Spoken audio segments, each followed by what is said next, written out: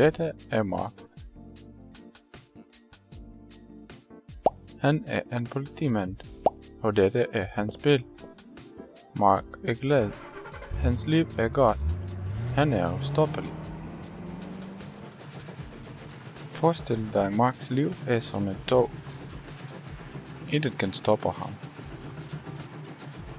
Han har måske noget bump og målgang på vejen, men han fortsætter.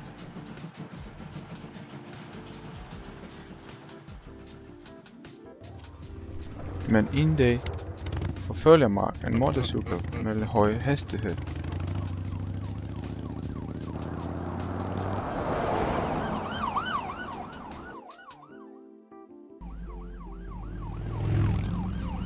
Og han kommer ud på en lukke. Han bliver fysisk skadet og kan ikke længere arbejde som politimand. Men det er det eneste han har gjort hele sit liv.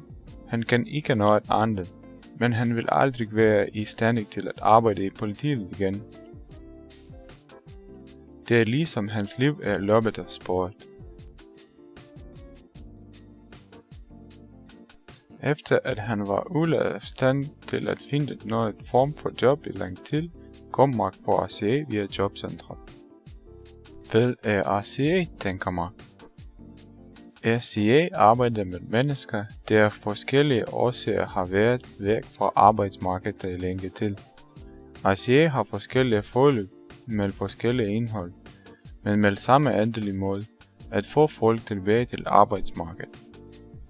Skal jeg betale for det forløb, tænker Mark. Nej, udgifter til RCA's forløb dækkes af jobcentret.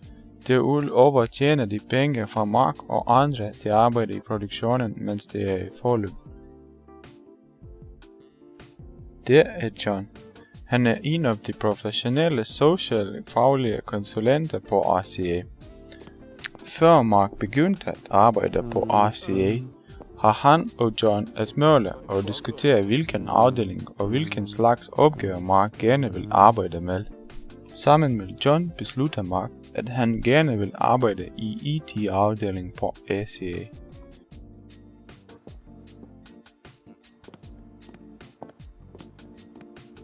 Dette er Rasmus. Han er en af værkstedsassistenterne på RCA, som er her for at hjælpe Mark, hvis nogle problemer skulle opstå.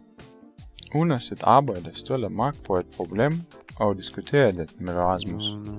Rasmus giver Mark forskellige løsningsmuligheder. Mark kan herefter fortsætte sit arbejde. Faktisk bliver han så godt til det, at kort efter forløb på RCA er han i stand til at finde et job som IT-medarbejder i en af virksomhederne i Aalborg. Hans livtog begyndte at bevæge sig igen. RCA, vi sætter dig tilbage på sporet.